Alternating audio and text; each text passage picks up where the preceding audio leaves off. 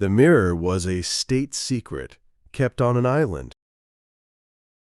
Before glass, a mirror was polished metal, bronze, mostly, sometimes silver. It gave back a face that was brown, soft and slightly wrong, and it had to be polished again every few weeks or it went dull.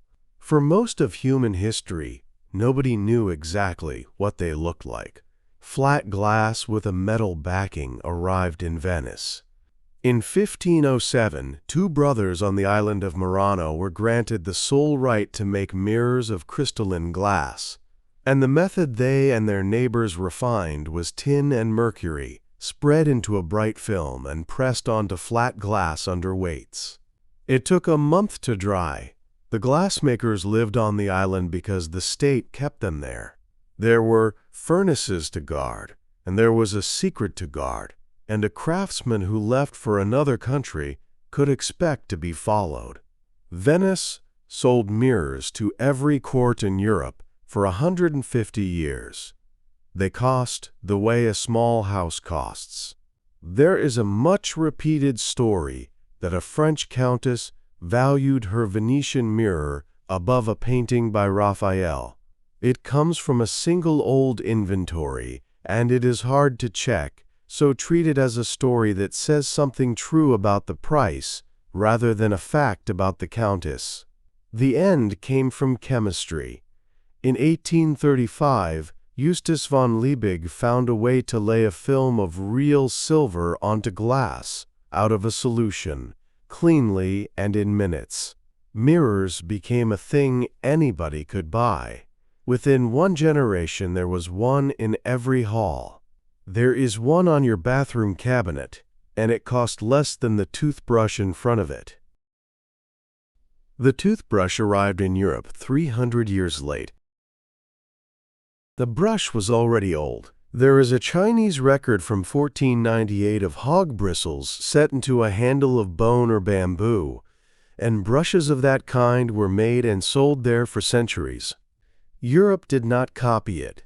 Europe used a cloth, a twig chewed soft at one end, and a powder made of ground charcoal, brick dust, salt, or crushed shells, rubbed on with a finger.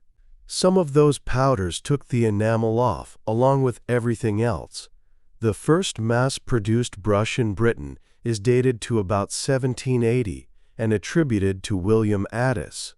The family firm tells the story that he was in prison at the time, that he kept a bone from his dinner, drilled small holes in it with something borrowed, and got bristles from a guard.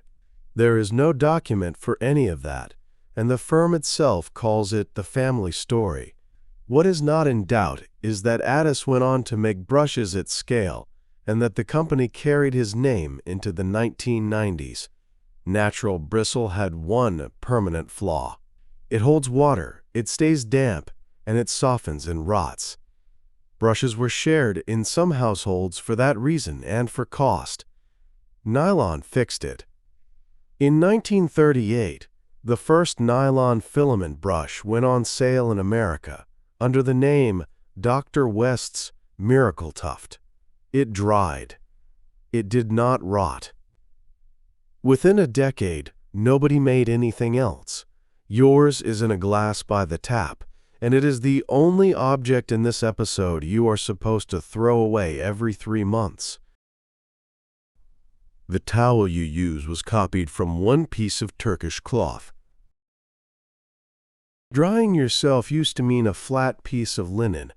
Linen does not hold much water.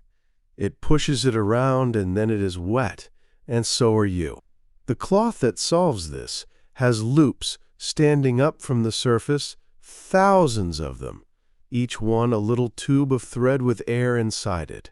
Water goes into the loops and stays there. It was woven by hand in Turkey for a very long time, and it was not woven anywhere else. Henry Christie was a partner in a Manchester textile firm and a traveler, and in the 1830s he brought a piece of that looped cloth back with him.